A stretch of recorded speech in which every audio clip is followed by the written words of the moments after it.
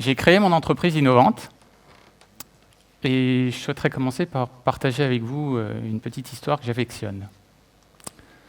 C'est l'histoire de paysans qui décident d'aller s'acheter des chevaux.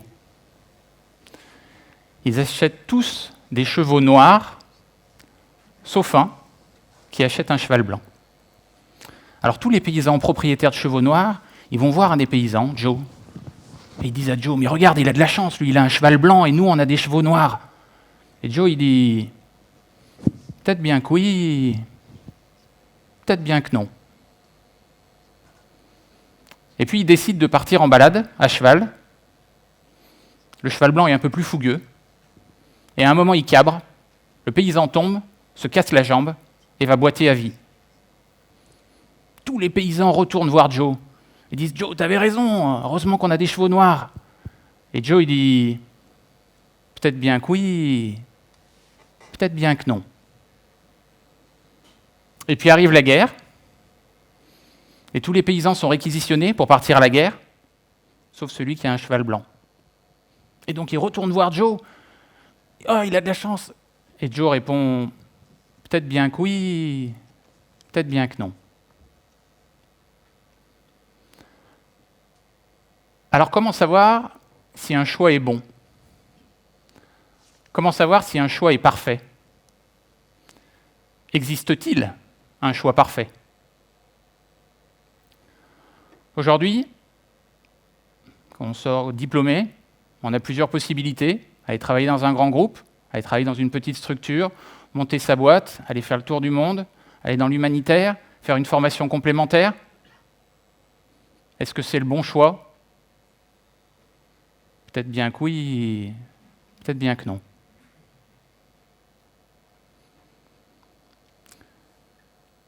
Moi, j'ai eu mon grand-père atteint de la maladie d'Alzheimer. Et j'ai décidé à un moment de me lancer dans la création d'entreprise. J'ai fait un choix où, des cours de l'EM Lyon, j'ai fait un choix où je suis devenu ceinture noire de tout ce qu'il ne faut pas faire. C'est-à-dire que j'ai fait le choix d'innover dans un marché en création, qu'on commence à appeler aujourd'hui le marché de la silver economy, le marché des personnes âgées. J'ai fait un choix de faire du logiciel. En même temps, on a fait de l'électronique, puisqu'on a un petit boîtier pour transformer la télé en plateforme de service pour la personne âgée. On a fait un choix de vendre en ce qu'on appelle B2B2C, donc à faire un double marketing pour pouvoir vendre, etc., etc. Était-ce le bon choix? Peut-être bien que oui, peut-être bien que non. Et je souhaiterais partager avec vous quelques principes que j'ai pu apprendre, retirer de cette expérience, et que je crois applicables à la vie de tous les jours. Tout d'abord, je voudrais casser le principe, l'idée qu'on nous dit que c'est l'idée qui compte, que c'est l'idée qui fait l'entreprise. Pas du tout. L'idée, c'est la base. L'important derrière, c'est d'écouter, de corriger, de se tromper, de refaire, jusqu'à petit à petit, que cette idée se transforme en entreprise. Pour vous donner un exemple, dans mes premiers rendez-vous avec les fonds d'investissement, j'expliquais, voilà, une personne âgée, toutes les études démontrent, le plus important, c'est sortir de la solitude, sortir de l'isolement. Un smartphone, avant d'être smart, il est phone. C'est le lien social qui est hyper important. Donc nous, on va commencer par travailler le lien social. Et puis je continuais.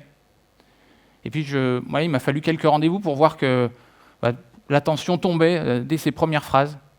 Et de comprendre, pour corriger, que pour un investisseur social, ça veut plutôt dire il n'y a pas d'argent. Donc j'investis pas. Et donc j'ai corrigé. Le deuxième point, c'est qu'il faut oser. Quand on est petit, on ne se pose pas la question, je suis à quatre pattes, mais je vais oser marcher, je me casse la figure, je réessaye, je me casse la figure jusqu'à ce que j'arrive à marcher. Alors je veux faire du vélo, je ne me pose pas non plus, j'essaye, je rate, je réessaye et j'y arrive. Quand on est plus grand, il y a 1001 vraies bonnes raisons de ne pas faire. Parce qu'on cherche souvent à essayer de tout verrouiller, que ce soit un projet certain, parfait. Et donc je vous invite à oser, parce que vous verrez, plus on ose, plus on est fier et plus on ose.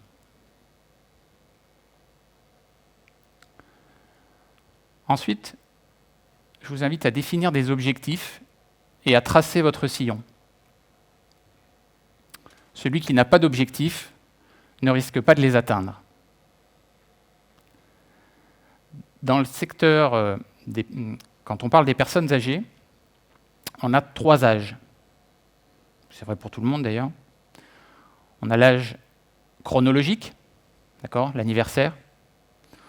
On a l'âge psychologique, c'est l'âge qu'on a dans sa tête. Et on a l'âge morphologique, l'âge qu'a notre corps. On devient vieux, non pas par rapport à l'âge chronologique, mais on devient vieux par rapport à l'âge qu'a notre corps, qu'on ne maîtrise pas. Mais il y a quelque chose qu'on maîtrise, c'est le côté psychologique. C'est-à-dire qu'on devient vieux lorsqu'on n'a plus de projet. Donc je vous invite à vous fixer des objectifs, à avoir des projets, et à tracer votre sillon, c'est-à-dire à être têtu. Moi, il m'a fallu 10 ans pour que là, on arrive à signer, il y a de ça quelques semaines, avec le leader européen des maisons de retraite. C'est un peu comme un marathon ou la Saint-Élion à venir. Il faut que dès le début, vous ayez la certitude que vous allez terminer. Sinon, vous aurez plein de bonnes raisons au milieu d'arrêter.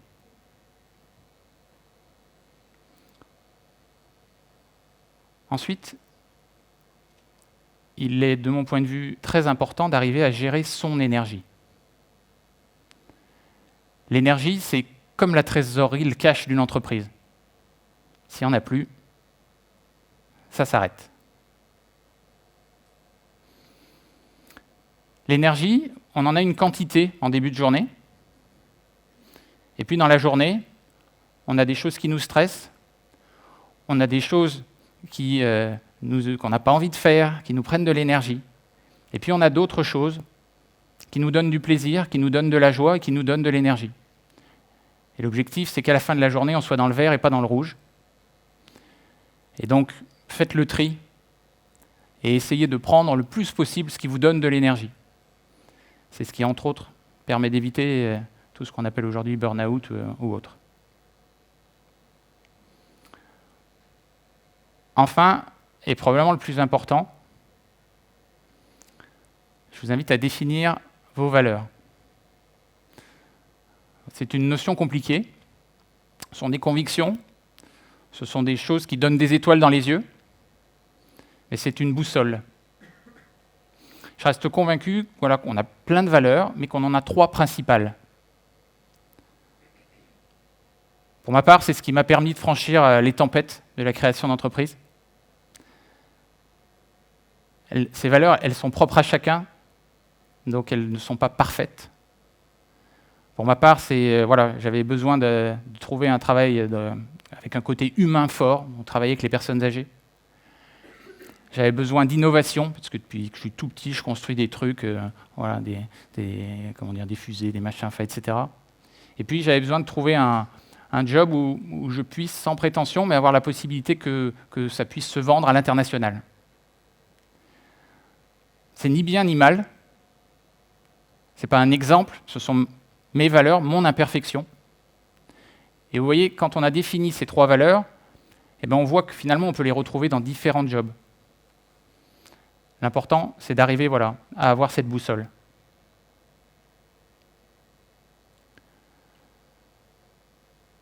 Alors, je vous propose 2 petits exercices par rapport à ça.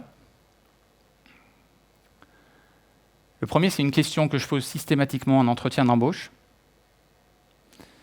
C'est quelle est la personne que vous admirez le plus et pourquoi ?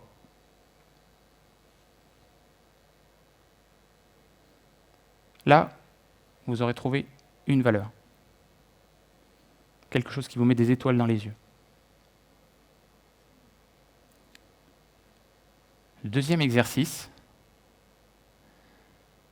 qu'on peut faire régulièrement, c'est de se dire, ben voilà, là tiens, au moment présent,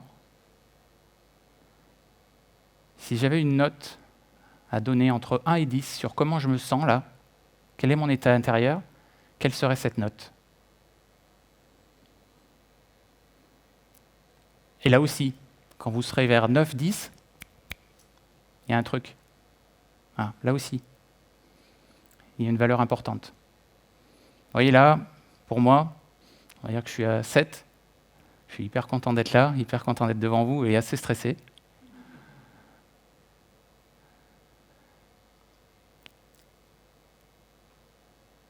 Je vous invite à innover.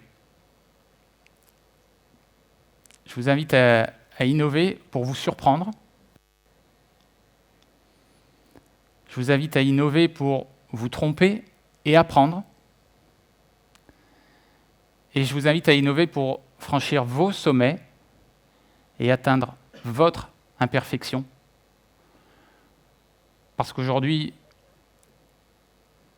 il n'y a pas de perfection. On essaie de nous faire croire qu'il y a de la perfection.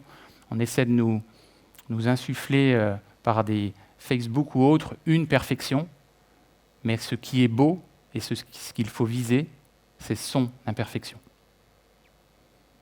Merci.